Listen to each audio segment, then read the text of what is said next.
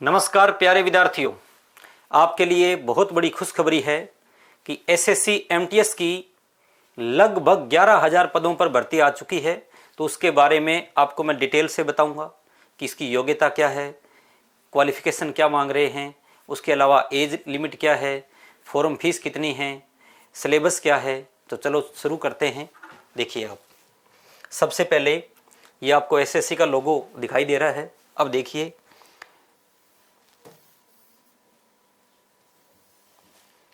यहाँ पे लिखा हुआ है multitasking non technical staff and havildar CBIC and CBN examination 2022। तो प्यारे विद्यार्थियों, ये एग्जामिनेशन 2022 में नहीं, ये जो पेपर होगा ये होगा 2023 में, क्योंकि 2023 चल रहा है तो एग्जाम होगा 2023 में।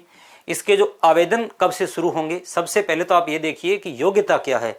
योग्यता है 10वीं पास। योग्यता कितनी है? 10वीं पास, यानी 10वीं पास वाला विद्यार्थी फॉर्म भर सकता है। सबसे बड़ी बात है ये। दूसरी बात, इसके जो फॉर्म शुरू हुए हैं, आवेदन शुरू हुए हैं, वो 18 जनवरी से आवेदन शुरू हो चुके हैं और लास्ट डेट है 17 फरवरी 2023। तो प्यारे विद्यार्थियों, 18 जनवरी से 17 फरवरी तक पूरा एक महीने का समय दिया गया है। आप जल्दी से जल्दी इसका आवेदन करें। 17 फरवरी लास्ट डेट है। आप लास्ट डेट का इंतजार किए बिना आवेदन करें। उसके बाद में आगे देखिए,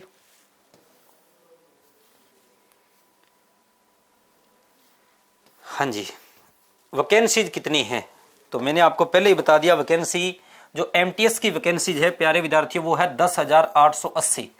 इससे पद बढ़ करके ज़्यादा भी हो सकते हैं।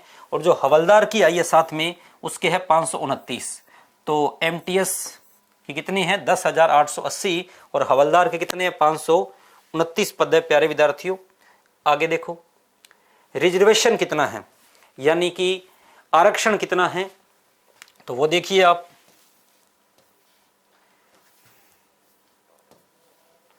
एज लिमिट की बात करें, एज लिमिट में आरक्षण कितना है? जो एज लिमिट है वो 1/1/2023 तक। कब तक? 1/1/2023 तक जो आपकी एज है वो कितनी होनी चाहिए? तो देखो आप, 18 से 25 वर्ष। कितनी होनी चाहिए? 18 से 25 वर्ष। और ये बिना छूट के है। अब अलग अलग कैटेगरीज वाइज सबको छूट मिलेगी। किसको कितनी छूट मिलेगी वो बता देता हूं मैं आपको। अब देखो, सबसे पहले तो ये समझिए, 1 जनवरी 2005 से पहले का जन्म होना चाहिए, इसके बाद का जन्म नहीं होना चाहिए।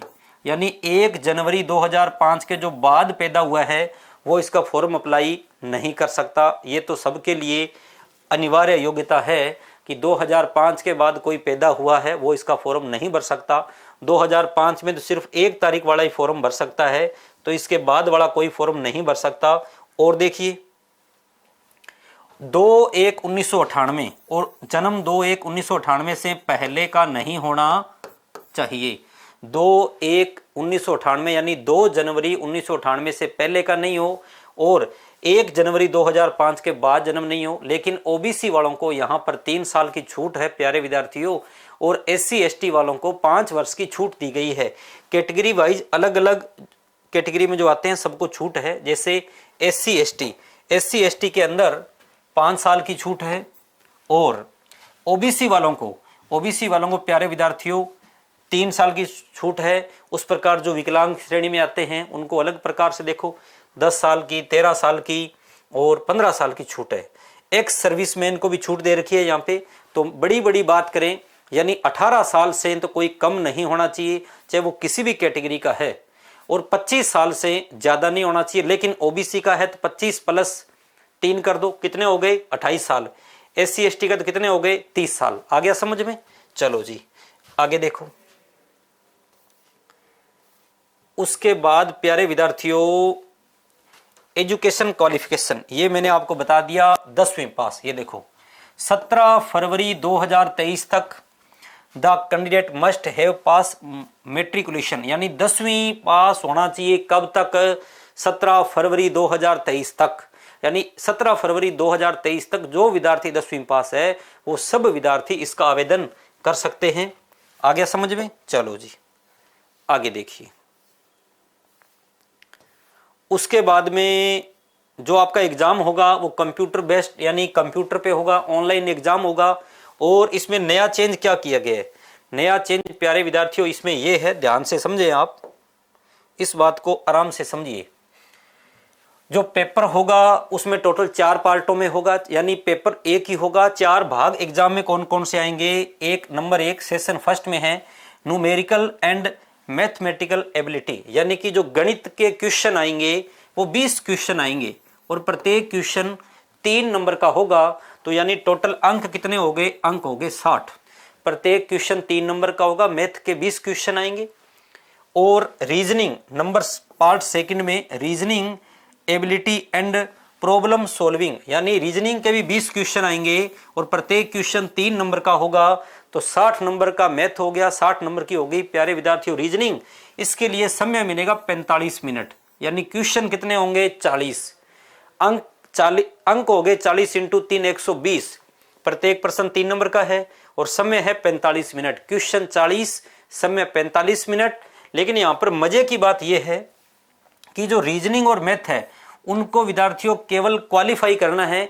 इनके नंबर रियल एग्जाम में मेरिट में नहीं जुड़ेंगे, मेरिट में इनके नंबर नहीं जुड़ेंगे। मैथ रीजनिंग को केवल क्वालिफाई करना है। नंबर 2, दूसरी बात महत्वपूर्ण यह भी है कि मैथ और रीजनिंग के अंदर नेगेटिव मार्किंग नहीं होगी। मैथ रीजनिंग के अंदर नेगेटिव मार्किंग भी नहीं है और इनके नंबर मेन एग्जाम में भी नहीं जुड़ेंगे। यानी आपने 10-20 में से 10 क्वेश्चन सही कर दिए मैथ के और 10% रीजनिंग के कर दिए तो आप सेकंड सेशन में चले जाओगे और पेपर दोनों देने अनिवार्य है। आगे देखो विद्यार्थियों, सेशन सेकंड में क्या है?